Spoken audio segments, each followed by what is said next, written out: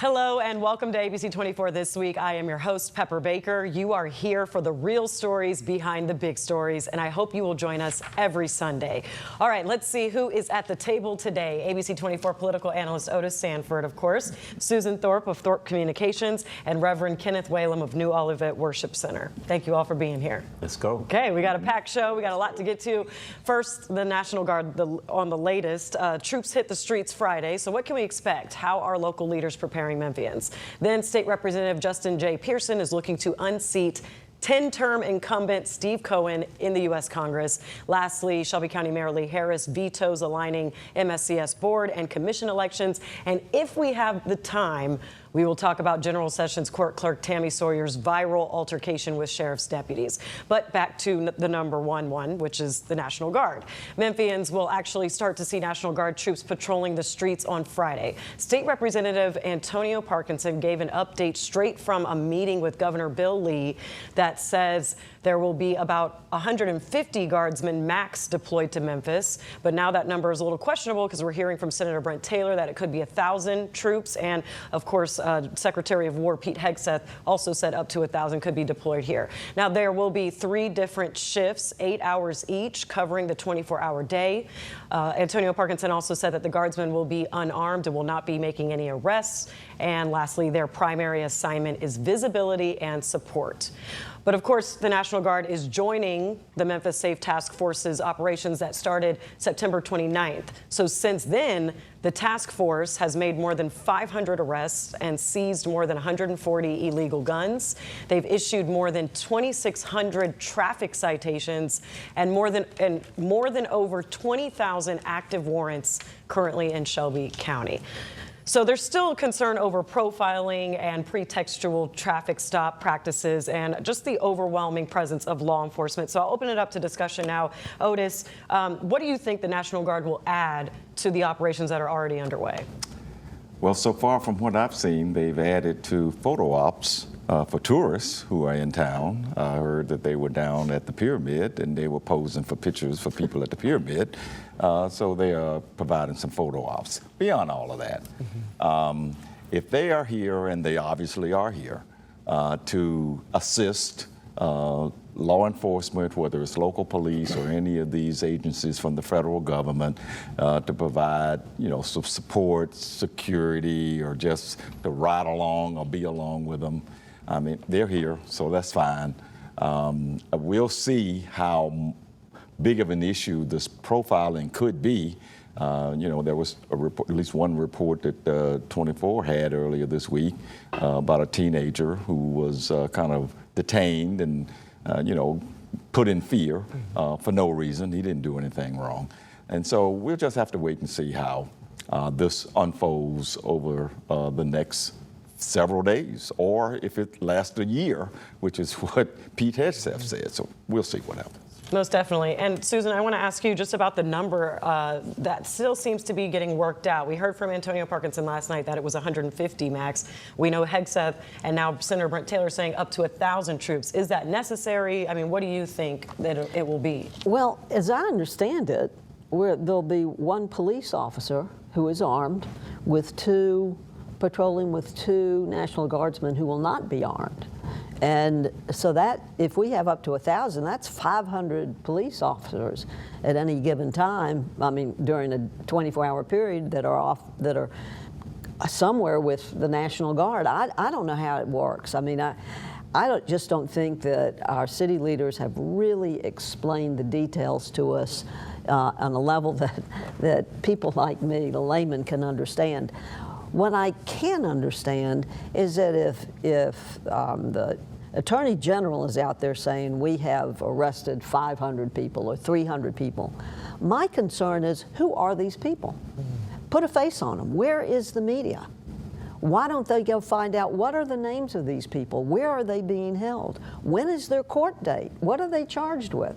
I mean, I think the Memphis media has an obligation to go after this information, because I can promise you, Pam Bondi and even Mayor Young are not going to willingly give you that information. Right. We have an article, and I did write some numbers here. So 562 arrests as of yesterday. We didn't have quite the update by the day of recording, which is Friday right now, but 562 arrests, 4 homicides, 56 narcotics, 69 firearms, 187 warrants, 26 sex offense charges, and then 92 that were just in a category of other. So yeah, homicides, drugs, firearms, warrants. That's the nature.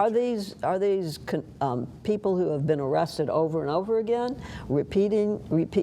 criminals that repeat the crime over and over again? Are they juveniles? Who are these people? And that's a good question. They're citizens of this community, some of them anyway.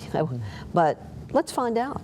Most definitely. So, Reverend Whalem, I want to talk about the profiling and pretextual traffic stop. Should Memphians some are already worried. We already talked to them this week as well. But is that a real concern continuing with the National Guard?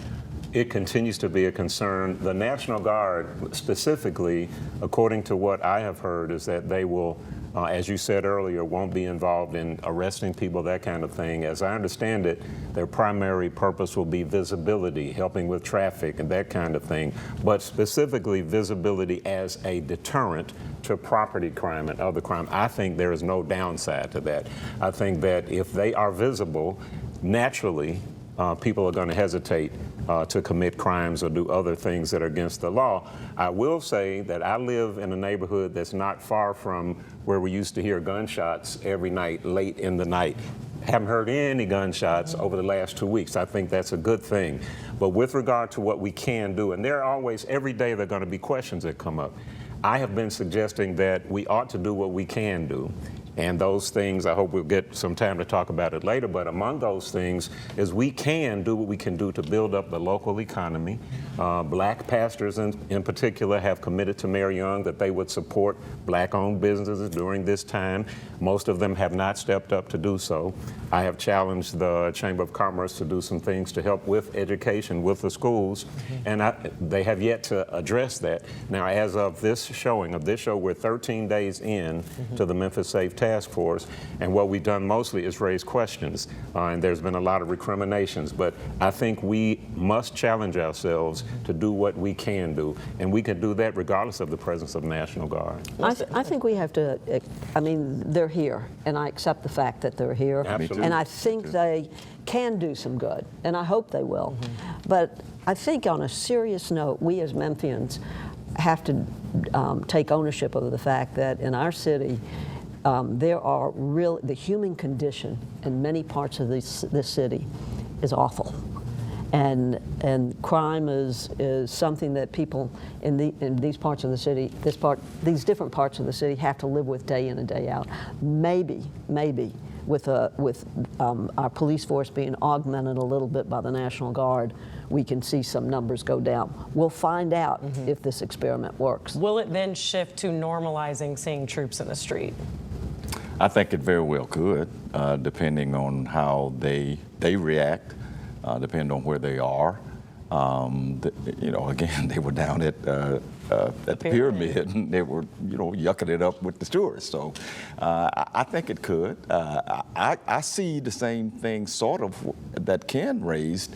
I think that people are being cautious right now. People are going to get their license plates and all of that stuff corrected. You said you haven't heard any gunshots not lately. Single gunshot. So it looks like people are behaving themselves, but at what cost here? This is a very expensive thing that's going on. 500 people apparently haven't behaved themselves. And as I understand, Well, that's right. as I understand it, some illegal aliens have been arrested and And taken into 2,600 traffic citations. I as want well, to know so. the addresses of these people who have been arrested. Are some from Arkansas, some from Mississippi, somebody needs some to from New compile York? a list. We need to find out I agree. who they are and where they're from. Yeah. Yes, and that might be the next story idea for us to look into.